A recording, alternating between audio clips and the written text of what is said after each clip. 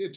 So yeah, welcome all to this session, Designing Effective Measures. So I think some of you may have heard as you enter, this is the first one we're doing where we've split it into sort of two halves. There's a bit this morning to start with, 45 minutes or so, where we'll talk about some of the theory, some of the principles, I suppose, behind effective measurement. And then after that, we've got the same amount of time, 45 minutes, which we were going to use breakout rooms, but it looks as if we can't do that on the webinar function, unfortunately. So we'll give you guys an opportunity to design measures and can liaise with either myself, Rhiannon, or Becky. So yeah, just to introduce ourselves to start with, I'm G, or Gurdeep, most people call me G, one of the directors at Ad Esse. Rhiannon, who is the other director, and we have Becky, who's one of our senior consultants as well.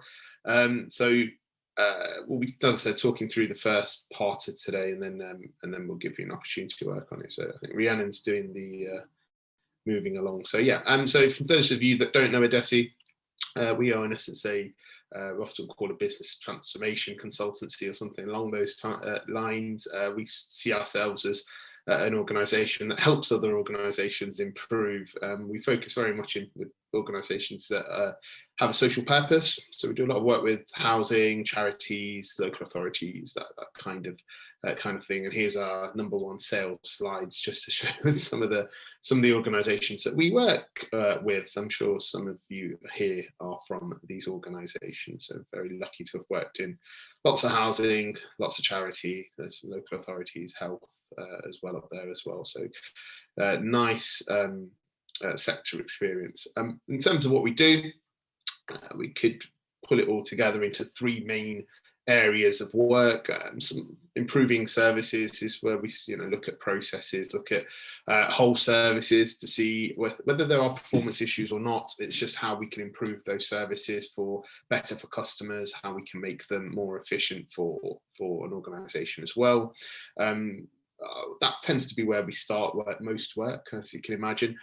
We also work very much with developing people and developing the culture within an organisation. So it's supportive of all that change and all that sort of that process improvement, helping it stick, making it something that can continue to happen going forward, and sustaining improvements. And actually measurement and having effective measures plays a vital part in developing culture. So keen to do that always. And then we look at optimizing organizational design, so how the organization is set up to deliver all those services, things like target operating models and strategic work sits in that. So that's the three areas of our work. And today specifically, we're here to really look at measurement, as is clear by the title, but more important, why is it important to measure properly? We'll look at some common mistakes, or how measures are currently used in lots of organisations from our experience, and how that's different to when we talk about measurement. We talk sort of more specifically about how to make that measurement more effective. And we look hopefully to share our process of developing those measures and developing those good measures, so give you a chance to do that and basically have a bit of support from us over a short period in order to do that. So that's our aim. What I will say is there's a Q&A function at the bottom of your screen, most likely, that you can use. By all means, ask any questions there. We'll either answer them in the webinar itself, or we'll message back to answer those. Yeah, I think that's a nicety. So where to start? So when we talk about measures, we talk about metrics, we talk about data, performance, performance information. There's lots of it around. We see lots of organisations that are quite data rich, so they have lots of information about things. But we did do a poll, I think it was on LinkedIn if I remember correctly, I think roughly last year, asking people how confident they were that the information they had, that performance information they had, actually reflected the true performance of services. And as you can see on here, 70% of them felt not confident at all, or not very confident, which is saying something. Even those that were confident were only quite confident. No one really responding back that they're very confident, which to us is normal. Lots of the organisations that we work with feel that they're in a position like this, where they're not quite sure the information they're getting is actually telling them the right things. It's always reflective of reality. I've just launched our poll, G, to see what people think of measures in their organisations. Yeah, good shout. So yeah, so it'd be good if we could get increase our sample size. So if you've not done this already, by all means do answer that poll. So what do we mean by performance measurement? Now, for us, it's really about that continuous measurement to understand, well, a few things. I mean, one is to understand to what degree a task or a process is successful. And for us, success, we view success quite differently, which Rhiannon will cover a little bit later. We talk very much about perfection and making sure it's adding value, delivering its outcomes. So one is to understand to what extent that we're doing that, and then we can start really thinking about it in performance terms. Is this delivering? Are we performing in the way that we need to in order to deliver the outcome that we want? Most of the time, I say majority of the time, it's quantified information. That doesn't mean that it has to come out of a system, it has to be complicated or anything like that. It just means that we are making something, quantifying something, so that whether that's through surveys, whether that's through questioning, focus groups, doesn't really matter. It's taking that, can be qualitative information, and quantifying it so that we can use it to compare and understand. Bottom line for us is how effectively does it actually deliver customer value. A little bit later, we'll also talk about measuring different things at different levels within the organisation. So while we're all interested in customer value, there are certain parts of the organisation that can be looking at outcomes and others that can be concentrating on outputs. But the thing is about measurement is it's essential. It's essential to know what you're doing as an organization, how you're performing as an organization. It's we use it for monitoring and managing. As it says there, we're looking at it for improvement purposes, to do problem solving, to understand to what extent something is a problem, look at it to track benefits as well. You look at some services where it's important to understand scheduling and capacity needs and how we resource teams. So it's obviously vital as a way of doing things. But what we don't mean when we talk about measurement is a target. Now, targets in themselves, and most of us will have targets in our organizations, tend to be arbitrary. Well, what they tend to be is a maximum level of performance that comes from somewhere.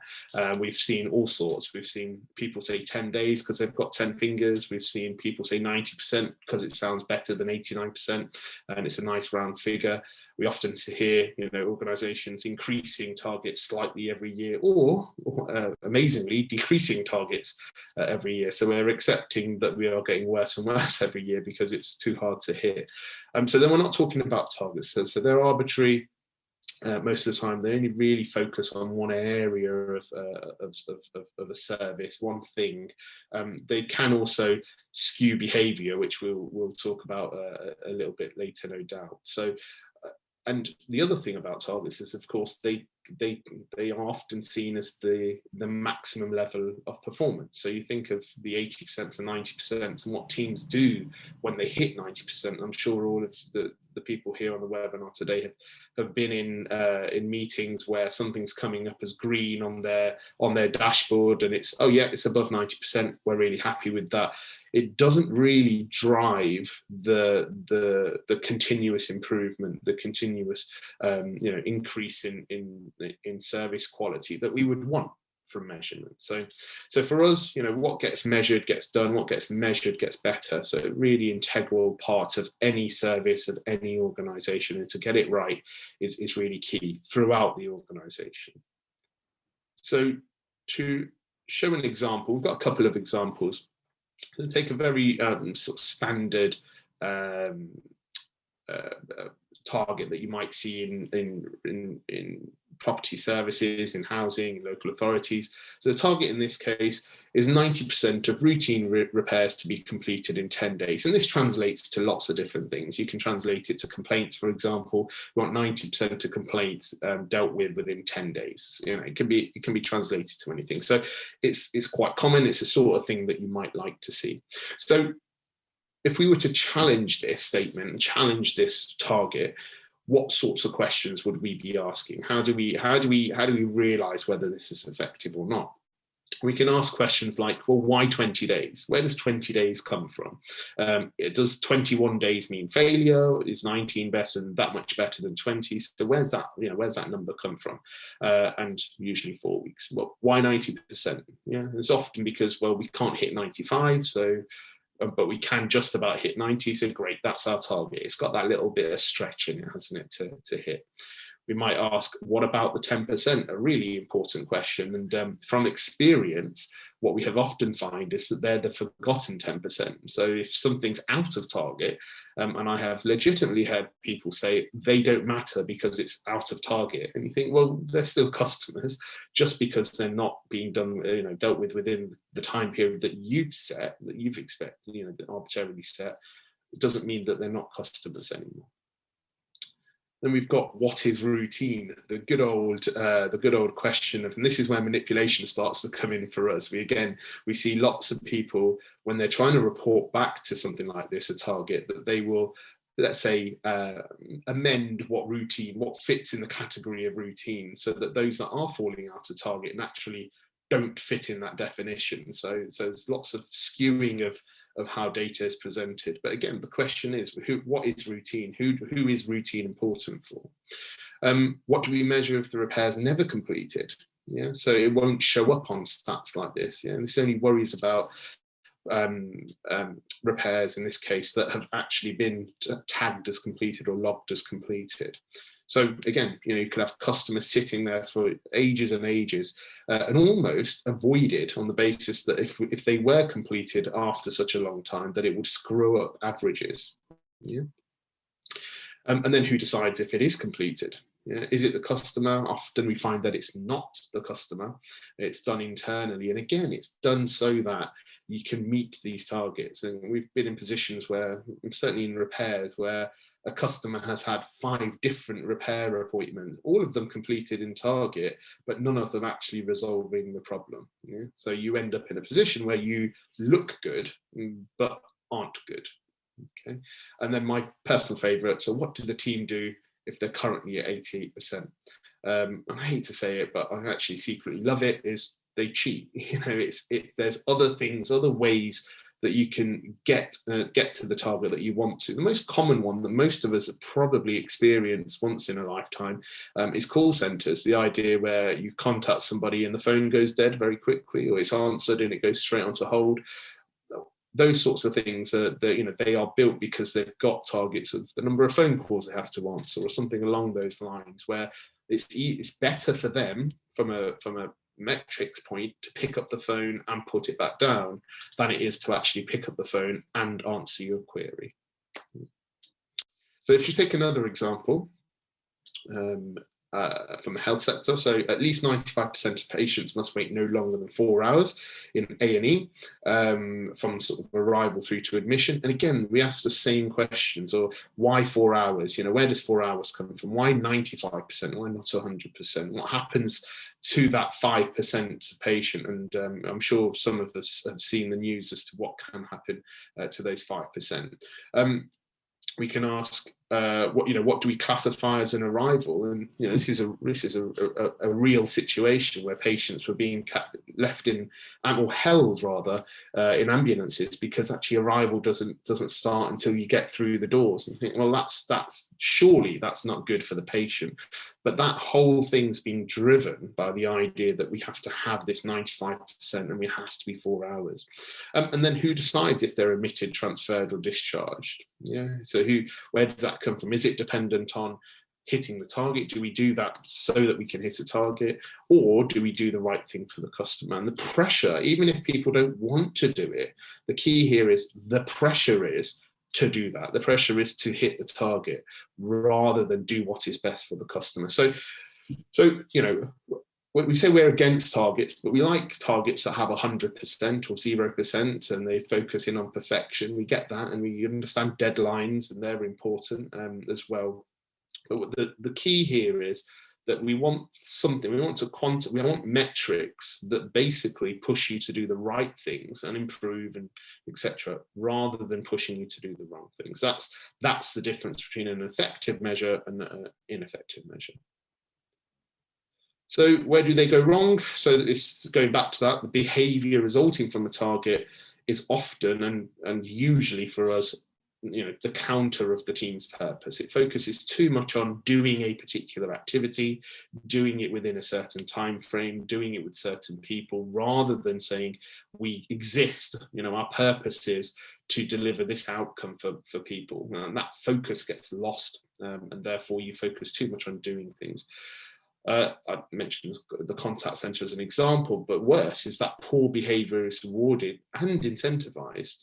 I've seen this in repairs, for example, where people are incentivized to complete a certain number of jobs a day, so rather than the quality of the work, or attend a number of appointments a day, where people say, well, okay, I'd rather just say I've turned up, and put it down as a no access, I haven't been able to get in, or I can't do the job because I've done my bit, I've done the bit that I'm rewarded for, incentivized. Again, going back to the contact center, the person who picks up and puts their phone down answers more phone calls as a result, and they're the one that's rewarded, rather than the person who picks up the phone and tries to help the customer. So again, the link between purpose is broken away from what's being incentivized. The key is measuring what others measure. Measuring what matters, not what other people tell you to measure. We unfortunately, in the sectors that we work in, particularly sort of health, housing, local authority, etc., there are lots of benchmarking opportunities, lots of people comparing with each other, often some legacy metrics, basically some measures that have been around for a long time. What we really want to focus in on is, well, that's legacy. We need to understand our performance and breaking down what's important to us. So moving away from what is often that activity focused type measure, which is just how often we do something, moving more towards, is what we're doing actually adding value to customers? Is it actually delivering, are our outputs delivering the outcomes that customers want from a service or need from a service? And one of the key things that we find, and there's a clue as to whether your measures at the moment are effective or not, is how much action happens as a result of your current measurement. How clear is it that this is what we should be doing as a result? And that's where measurement, because if it's saying, oh, this is telling us we need to do this, or we need to get better at that, and this is how we need to get better at it, this is how much of it is a problem, then you've got some good measures. If it doesn't, and you find yourself saying we've got to do something because it looks bad but not sure what it is, then that's a clue that you haven't quite got the right measures in there at the moment.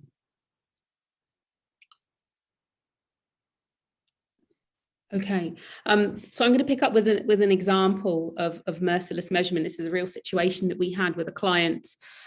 This is going back about 10 years, so anyone in local authority might think the information's a little bit out of date, but it illustrates our point so perfectly about measurement.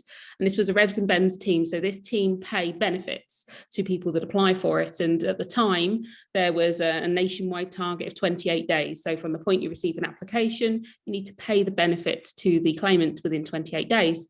And this particular team we were working with, or we've been asked to work with, were performing within 21 days. They were paying that money within 21 days. And from a benchmarking point of view, they were the third best in London. And anybody here from London local authorities will know that London local authorities only really benchmark with other London local authorities. So that was all that mattered, was the London benchmark.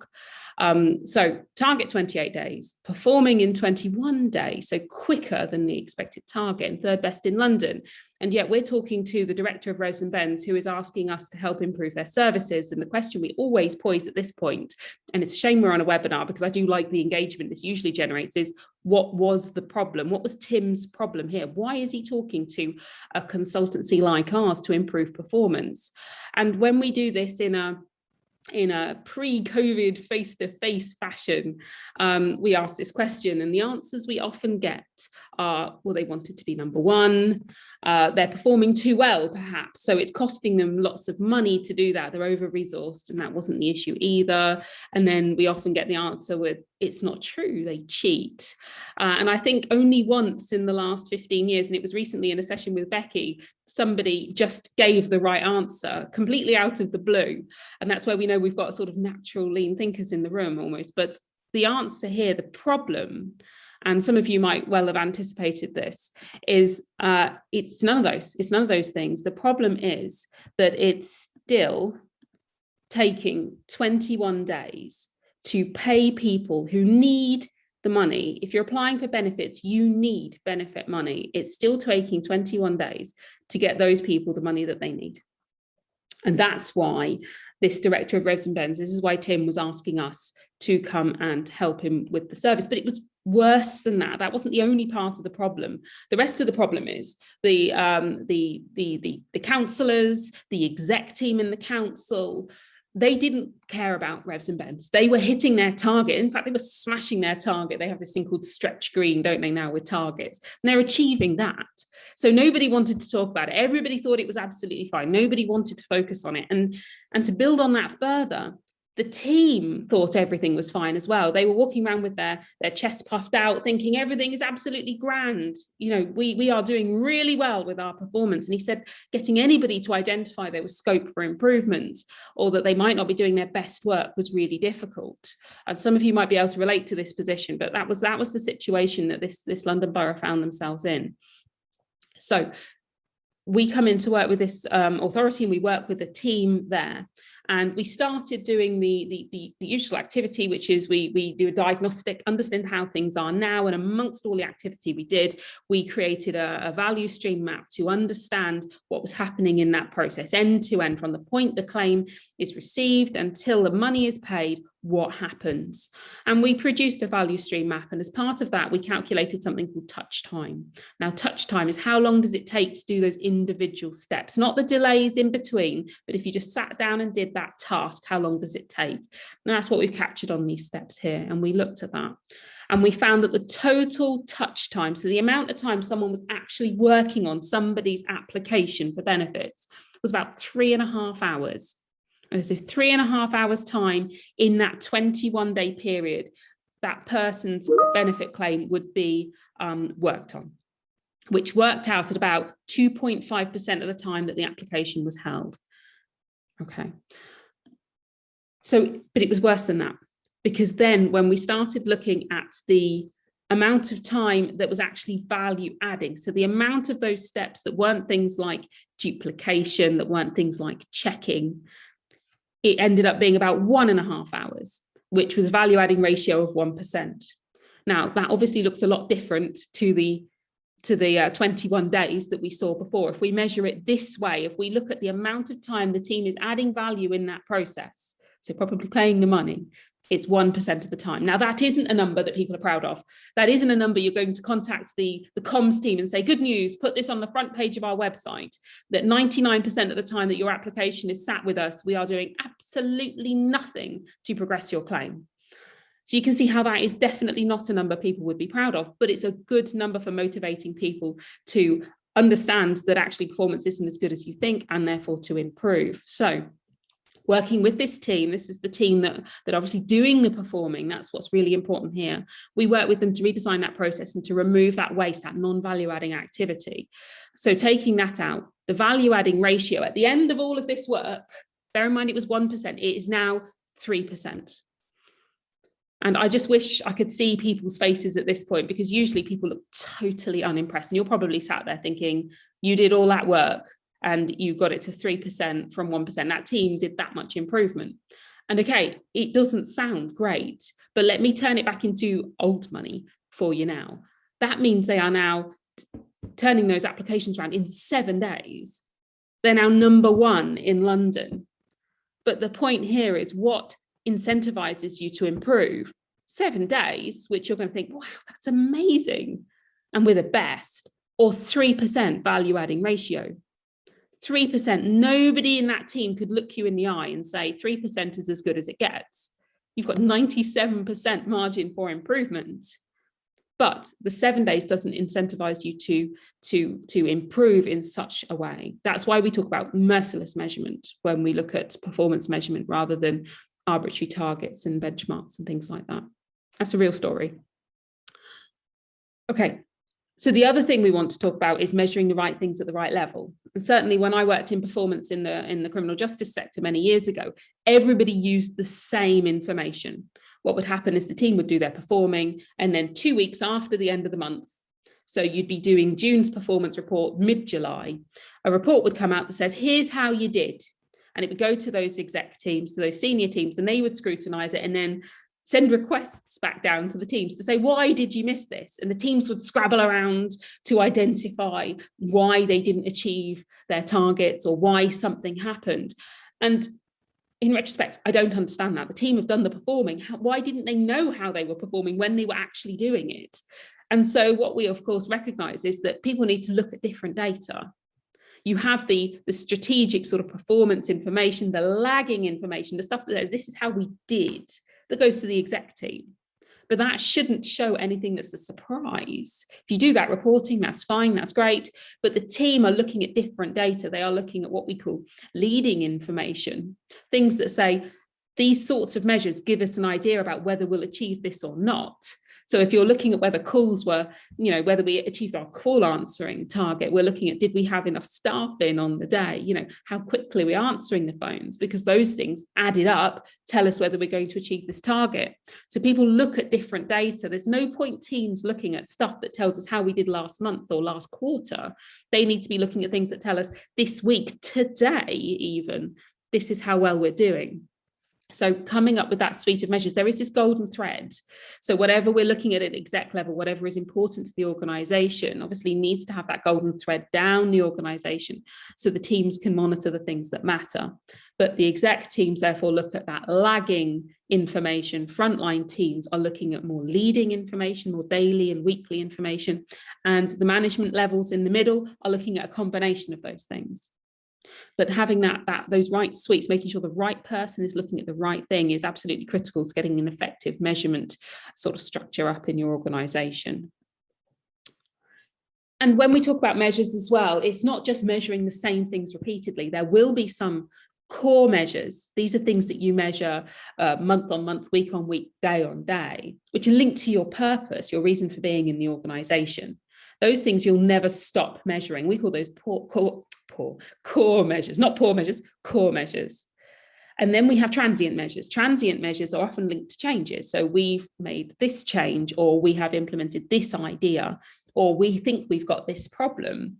So we set up a measure to tell us about the scale of the problem or the root cause of the problem, whether we're successful with our solutions or not, whether things are working as we anticipated them. And we call those transient. So they tend to be things we put in place for a short amount of time. Sometimes it's days, sometimes weeks, sometimes it can even be months or years, but they're not there permanently. They chop and change quite frequently. And you're often looking at a sort of 60-40 split. 60% of your things will be core, about 40 will be transient.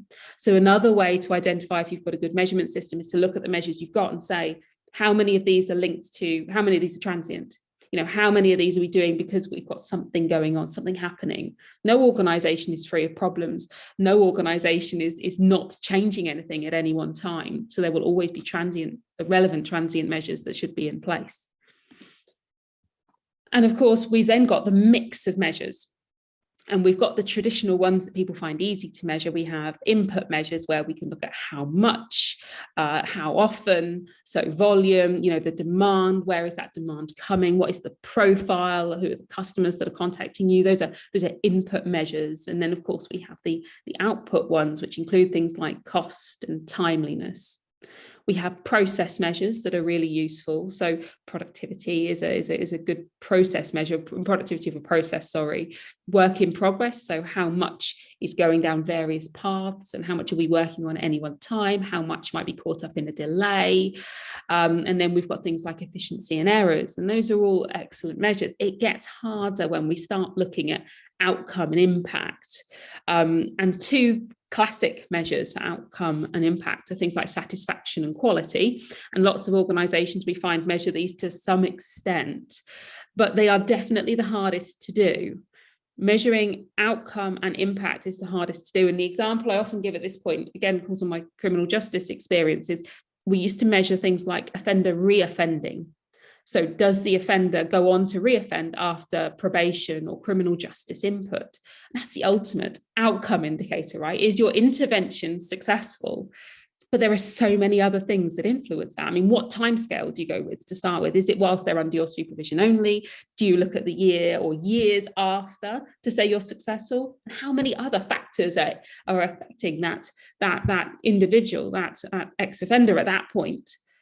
to influence that outcome. So they are very, very hard to measure, but we should look to put things in place to monitor those and be aware of what caveats and other things are influencing them. It just doesn't mean we go, that's too hard, and we throw our hands up in our air.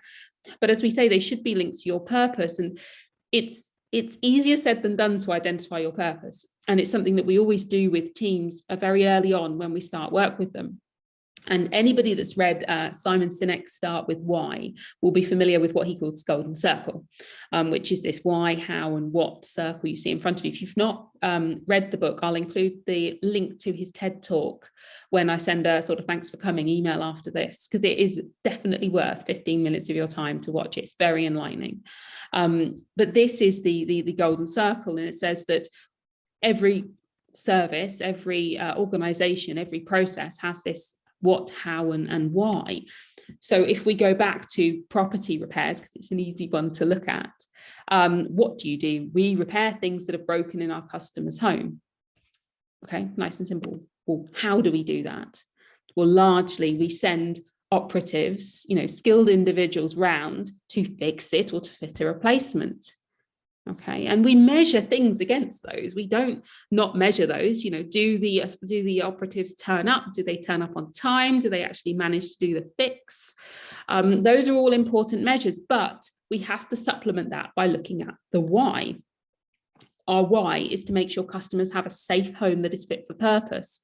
And the impact of not measuring the why is, again, we get those things that G talked about with target-led behavior, in that if we just focus on whether people turned up or whether they were there on time, then we could get that sort of bad behavior, people dropping cards into mailboxes to say you were there. But ultimately, actually, if we look at have people got safe homes that fit for purpose, then, and that becomes your golden measure, your core measure, the thing that is most important, your why, then you're more likely to get a good suite of measures. The other information supplements measures that tell you whether you're achieving your purpose or not.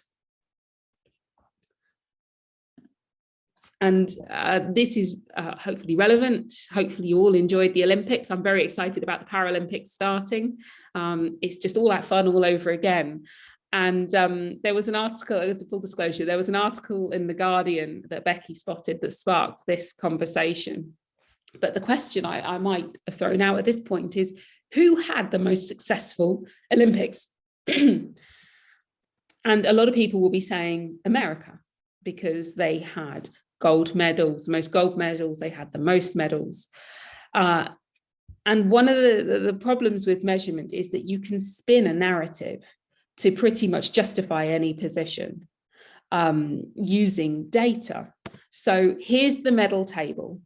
Okay, so that was where it ended up after the 2 weeks of fun that we all had. But there are so many different definitions of success. Okay, it's not just who got the most gold, who got the most total measures. You might look at medals per capita. Interestingly, if you look at medals per capita, Moldova, Becky, I'm looking for a nod or a shake. Yeah. San Marino won the Olympics because they have such a tiny population that their medal puts them way over the top in terms of medals per capita. But you might look at the number of medals won in new fields, for example. You might look at your progression since past Olympics. I like the one there, cost per medal. Some of these, very rich countries can put, millions and millions of pounds into supporting their people and the best equipment. So it's how do you define that success? And I suppose there's just those two caveats here, really. One is that you have to be clear that you're looking at your purpose. What is the context you're putting it in? But most importantly, it's defining that success up front, or you can spin those numbers to justify any narrative. You could have done, very poorly in the Olympics and you come back to justify your spending and you go, but you know what? No, we did actually. We won the Olympics because if we look at, the new fields that we did well in, we got a bronze in this category that we never did before. So yes, there you go, £2 billion justified. So it's that definition of what does success mean up front that was really important with this measurement. Okay. So what we've got here is our framework, if you like, or not our framework, our model, our approach to developing good measures. And we will send this out. Don't worry, we'll make sure you get a copy of this, because it's just a sequence of questions to ask when you're developing measures. And this is best done really with the group of people that understand your service the best. It doesn't mean you can't sit down now and start to have a go at this. But these are the questions, and really in this sequence, that you want to be asking when developing measures. And it starts with the what. What are you trying to understand? So let's take the Olympics example. You would say we are trying to understand success at the Olympics, but then what are we measuring is the very important follow-up question there. Tying down that measure is absolutely critical. And that will take a lot of time to define. We then move on to things like the why. So why do we want to understand that? Who will use that information? Because it's so important that action is taken as a result of the data you've got. And what will they do with that information?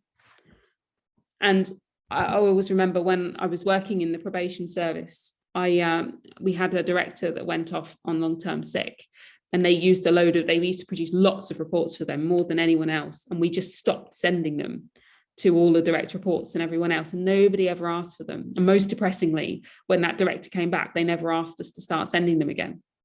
So if we'd asked those questions about what are you doing with that information, as a result of getting it, we'd have probably established sooner that it wasn't actually needed at all.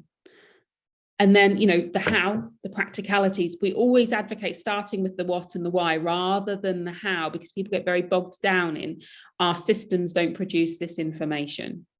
Actually, there is usually a way to capture information. It might be very manual, but collecting some manual information, if you're going to do things with it, if you're clear about what you will do as a result, then it probably justifies the effort. But what we find is, establish what you want and then look at the how. So how will it be collected? What will it look like as well? There's some very clever dashboards and systems out there now. And what systems can or will you use? Then looking at the frequency, how often will you look at that information? And again, it depends on your position within the organization, whether this is more leading or more lagging. Frontline teams were ideally looking for things sort of daily and weekly. And then what do you display that information on? Some organizations have started using things like Power BI, which are excellent for displaying and analyzing information. It takes a lot of that manual gathering of information out of the process. And then owner. So who is responsible for collecting the data, and who is responsible for analysis and reporting, and who's responsible for taking action as a result, who's responsible for doing something with it, and what happens if those people are unavailable. So those are sort of the critical questions for building measures, and the principles that sit behind it. I'm going to stop at this point and say, are there any questions? Because I've been keeping half an eye on the Q&A and nothing's popped up. And I've just put our basic details up there because we do lots of webinars. We're just about to launch a whole load more. So if you want to make sure you get early notification of them, then please follow us in some way, shape or form, or sign up for our mailing list. And I've got Claire that's raised her hand. So Claire, I'm going to find you on here and enable your speaking. Allowed to talk. Hello, Claire. Hello. I was going to put it in the Q&A, but it's just going to take too long to type and easier to explain. So we're in the middle with our team. We're in the middle of this kind of process of trying to pin down our measures for our team as continuous improvement analysts. And one of the conversations we got into that we kind of didn't really resolve, I guess, is so part of our purpose is about adding value to customers. Adding value to residents. And so there was a conversation about needing a customer satisfaction measure. But that's not something that we as a team can directly influence. So if, we can look at it and say, yes, it's improving, no, it's decreasing, but what do we then do with that? Because actually it as a whole measure across the whole organization is not how we're working. We're working on specific process reviews and all of that, but so how do you suggest kind of you tackle that? Because obviously that's something we need to think about because it's part of our purpose, but having just a customer satisfaction measure doesn't feel like it quite hits the nail on the head in terms of helping us know what to do. I mean, that's a really interesting one. I can see G smirking as well. I'll just start by saying it's most support services of some type or another will find themselves in this position, in that the organization has a core purpose, whether that's to deliver services to residents that are satisfactory, or to patients, or to service users, or you know, in charity sectors and things like that. And the purpose of those support services obviously is to put things in place to enable the rest of the organization to do those things. Can you directly influence that customer satisfaction? If you are not working directly with customers, I'd say you possibly want to go back and revisit your purpose statement ever so slightly. But G, come on in here as well. Yeah, it is an interesting question. I suppose it's the impact question, isn't it?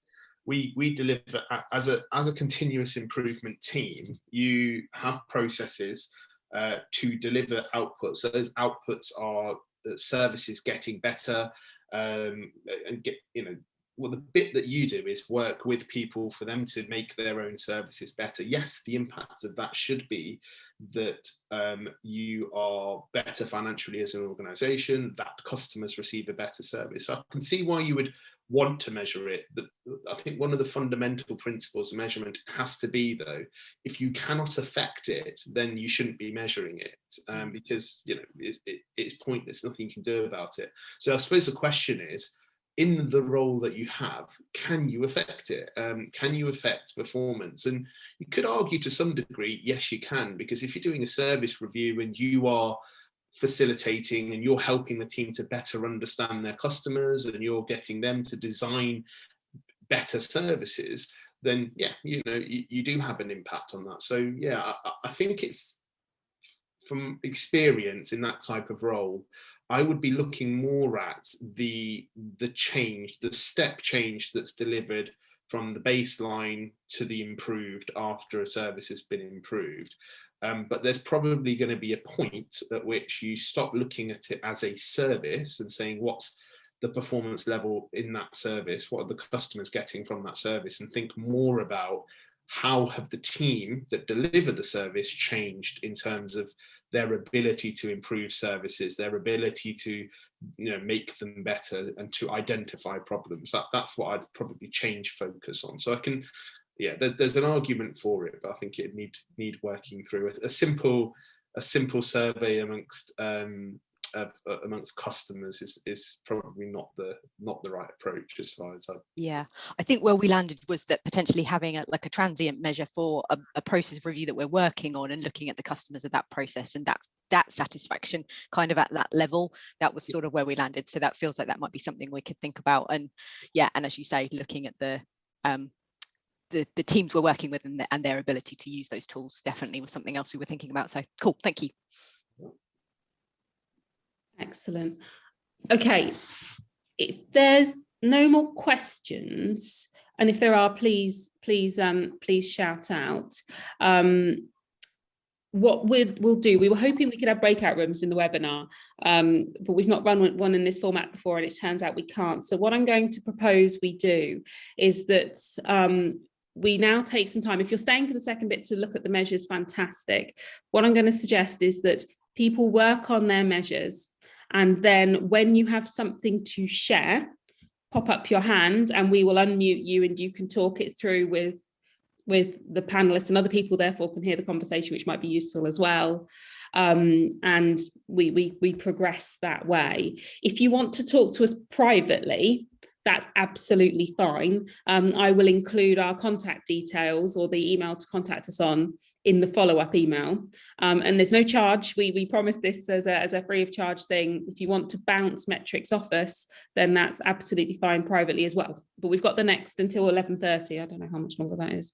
Oh, look, we're bang on time. We've got the next 45 minutes to work on measures and discuss them and to bounce things off us. Does that suit everybody? If anybody has any questions or queries, just pop up your hand. You can also use the chat function. You can select to, if you want to send it privately. That's not a problem at all. So we'll keep an eye on that also.